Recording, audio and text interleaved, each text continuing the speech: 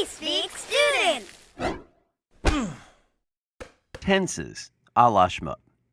So you're sitting in Spanish class and the teacher calls on you to translate the phrase, "If I had known you were going to attend, I would have saved you a seat." And you both know that you would rather get into spandex and fight Luca Libre in front of the whole class than figure out how to say that. Had known? Were going to? Would have saved? What?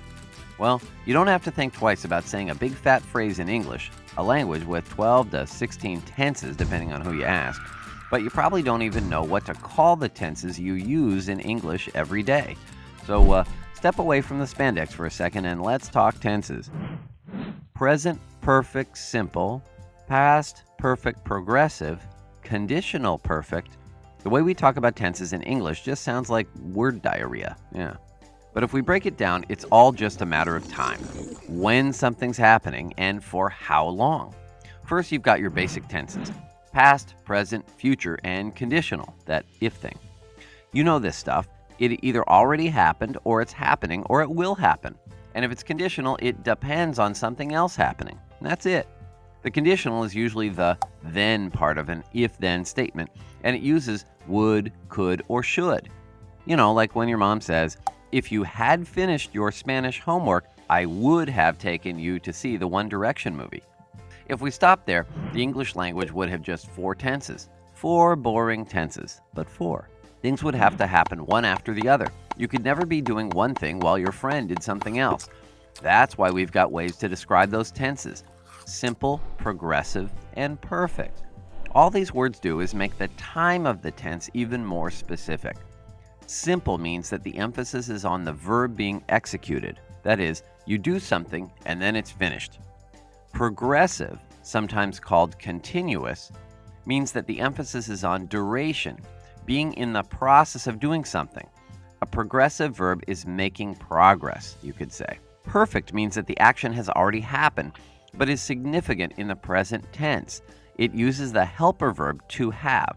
So this one will make more sense in a second. And now it's just a mix and match game. 4 basic tenses, 3 descriptors. To make sure we've got this down, let's try it out. Bring out the presents.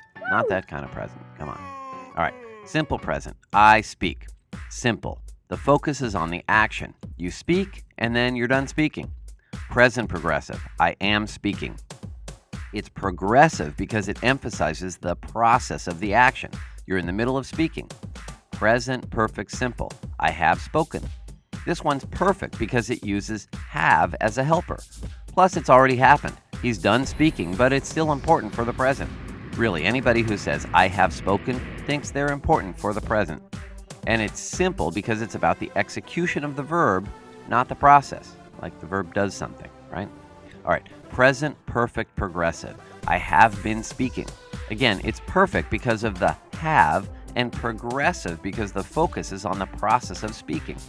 So we've got these 7 basic terms: past, present, future, conditional, simple, progressive, perfect. And with all these tenses, all you've got to do is take them apart term by term and see what they're made of. It's better than losing to a guy in hot pink spandex. What did the buffalo say to his son as he left for school? Bye, son. Okay, bad joke, but if you survived it, how about clicking the subscribe button below? And if you're looking for more jokes from yours truly, why not check out our website at www.schmoop.com. And if you want to get updates on what's new, well, check us out on Facebook and Twitter too.